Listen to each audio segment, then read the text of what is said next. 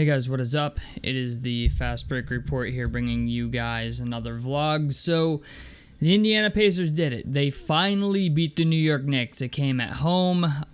It was a win, but it was a very ugly win. It was a win that I'm glad that we got it, because I was getting kind of worried towards the end.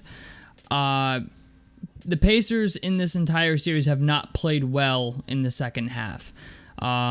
You know, regardless of what you think about Game 1 and Game 2, Game 3 was definitely a change of pace. Jalen Brunson didn't play as well as expected. Granted, he's been playing injured.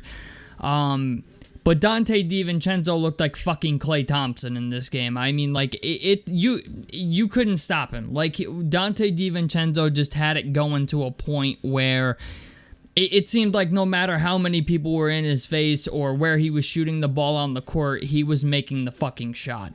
I believe he had like 35 points in this game. I could be wrong. It's potentially more, but he was the main guy that showed up for the Knicks tonight, and I think, he had 35. Brunson had 26, 6 assists. He shot 10 of 26 from the field, 2 of 6 from 3, 4 of 7 from the free throw line, which feels very uncharacteristic for Jalen Brunson, but honestly, that's where home court advantage comes into play, man, is at the free throw line.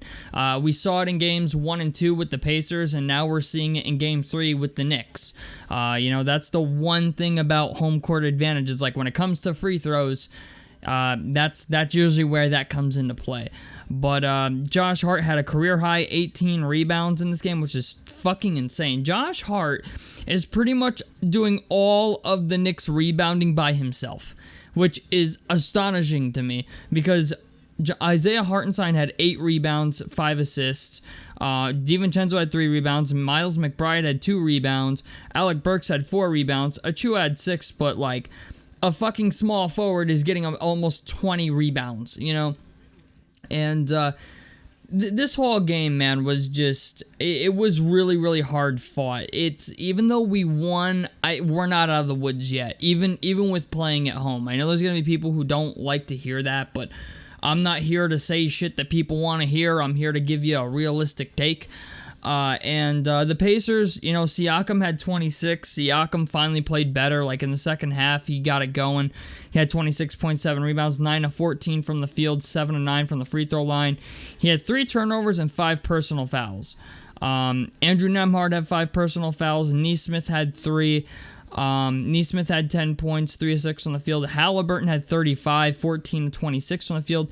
He shot 16 threes in this game and made 6 of them. At least Haliburton is shooting the ball now. You know what I'm saying? Like, that was one thing that worried me in the first 2 games, is like Haliburton seemed very pedestrian, and in these 2 home games, Haliburton has just been being pre-All-Star game Haliburton, which is good. But the problem is now he was limping in this game. That my worry about this whole thing is that Haliburton is injured now. If that ankle swells up tomorrow, there's a chance Haliburton doesn't play in Game 4 on Sunday. And if that's the case, like, I'm just gonna call it what it is, man. If Haliburton's injured, this fucking series is over. Like, I hate to say that. I hate to be a Debbie Downer, but Haliburton is the one guy right now keeping our head above water, and it's just, you know, if he goes down, I don't think we're winning another game in this series. So keep a lookout for that. OG Anunoby is unlikely for Game 4, which is good. He didn't play in Game 3. Honestly, if OG Anunoby played in Game 3, there's a chance we lose this game. I hate to say that, but it's just, that's the way I'm feeling at this point in time. Miles Turner played very well, 21 and 10. You know, McConnell was quiet this game, 3 of 10. Toppin was quiet, 1 of 4.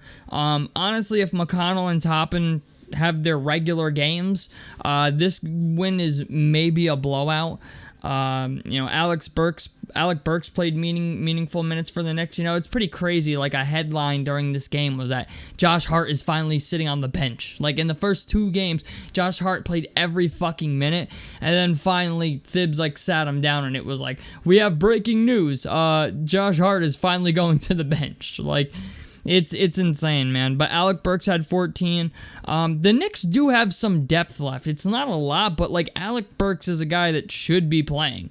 I understand he doesn't play defense great, but I think Thibs finally saw that in this video, or in this game, that Alec Burks is actually a pretty good basketball player when you give him a shot. So, other than that, I got some hot takes in this video, and one of them is that I've had this opinion about Aaron Nesmith for a while, but everybody thinks Aaron Nesmith is a good defender, and I think he's like a painfully average defender. Aaron Nesmith is a guy who seems like he can't play defense without fouling the absolute piss out of somebody. And the same thing goes for Andrew Nembhard. Andrew Nembhard is actually a decent defender, but between the two of them, even Miles Turner is guilty of this at times. Instead of playing defense, they just foul the fucking shit out of it. Like, I'm just gonna call it what it is, man. Like, I'm not a Knicks fan at all. You guys know that, but like, I feel like every play we saw of Aaron Nesmith guarding Jalen Brunson, he was just slapping the shit out of him. Like, he was just, you know, he had his hands like around his fucking neck and shit, and I'm just thinking to myself, like, dude, you cannot play defense this way. So, I will say this one criticism I also have of this game is Rick Carlisle doesn't seem to be making any changes. It seems almost as if Rick Carlisle's like tapped out of ideas, and I hate to say that, but that's what it feels like. You know, it seems like from game 1 to game 2 and 3, in game 2 it seems like they tried the trapping thing for like 2 plays, and it didn't work. They just gave Dante DiVincenzo more open threes, and it's very obvious at this point you can't give Dante DiVincenzo open three-pointers. So I'm not really quite sure what the adjustments are going to be, because now that the Knicks lost, they're going to make adjustments. They're probably going to double Tyrese Haliburton in game 4, and if they do, granted, Haliburton will go back to being a 12-12 guy, which is weird because we seem to win more when he does that, but we haven't lost at home. We're 9-0 at home, so I don't know. I don't know what Game 4 is going to bring, but I don't think Dante DiVincenzo has another game like that. If he does, I'd be very, very shocked. But I don't know. It seems like he's had a strap on him the entire fucking series. It seems like no matter where he is on the court, he can make a fucking shot. So this series has been fun. I will say this. I think I hate to say this, but I feel like at max the Pacers are going to win 2 games in this series, even with you know, Brunson being injured, OG being injured. It just, for whatever reason, it just seems like the Knicks want to win more than we do. We have a tendency to play like the sloppiest fucking basketball I've ever seen in these third quarters, and in the fourth, it's like, even Siakam hasn't been the guy I expected him to be in the first 2 games. Granted, in Game 3 and Game 2, he played better than he did in Game 1. But even Siakam's a guy that I look at and I'm like, dude, like, I don't know if he's rattled. Like, he made more free throws today, at least, than in Game 2. In Game 2, he shot like shit from the free throw line. But I feel like I feel like we haven't gotten a serious, like, statement game out of Pascal Siakam since games 1 and 2 of the Milwaukee Bucks series. I understand we're still, you know, early on here in the Knicks series, but I just feel like if we're gonna win this series, Siakam has to take it up a level. And he's an NBA champ. He's been here before. You know, I know it's, you know, it sounds shitty to kind of ask him to play better than scoring 20 plus points, but if we're gonna win this series, it's very obvious somebody other than Tyrese Haliburton has to step up and score. And we got a lot of guys on our roster that are capable of scoring. The problem is the guy we're about to give a max contract to hasn't, to me anyway, looked like a max contract player in these playoffs. You know, yeah, games 1 and 2 against the Bucks he did, but the problem is now against the Knicks, it seems like he's very, very rattled, and I can't believe I'm saying that, but at Madison Square Garden, he looked rattled. There was, it seemed like a lot of times he was deferring. Same thing as Tyrese Haliburton. And if we're going to win this series, our 1A and 1B guys, Siakam and Haliburton, can't be just passive aggressive. You know what I'm saying? Like, Siakam's a guy that, like, finally in the fourth quarter here of Game 3 really turned it on, and even with 5 fouls. Like, he's another guy who got into foul trouble. He had 5 fouls, and between Nesmith, Nembhard, and Siakam, there was 15 fouls in this game. And the defense is like, even though we won this game, the defense has been fucking bad. I understand Andrew Nembhard hit the shot of his career so far in this game, but we need to play better defense. And Haliburton, bro, needs to play defense. Game 3, man, I'm going to be honest with you. Game 3, this game, Tyrese Haliburton looked fucking lost way more than he should have for comfort. I mean, every time Haliburton had to switch on a screen or a screen came, Haliburton was fucking lost. He didn't know who to guard. And I'm like, bro, like that's my problem with that is like that's like high school ball. You know what I'm saying? Like, you learn in high school that, like, to switch on screens or go over screens, and it seems like either Rick is not telling them what to do in these situations, or he is, and Haliburton has no idea how to actually do that or execute that. And as a Pacers fan, that's incredibly concerning because I watch dudes get open fucking jump shots every single time on the 3-point line where they set a screen on Haliburton and cause somebody to switch.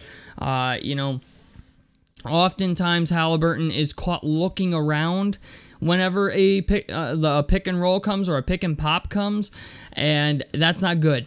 Not against the Knicks, it's not. And if we end up having to play Boston, it's not going to be good against Boston either. So that's one area of Tyrese Haliburton's game that he really, really needs to clean up, man. I mean, he's got the size, he's got the length to be a good defender, but the display I saw in Game 3, and even in the other games, Game 1 and 2, Haliburton's defense is fucking concerning. It's very concerning.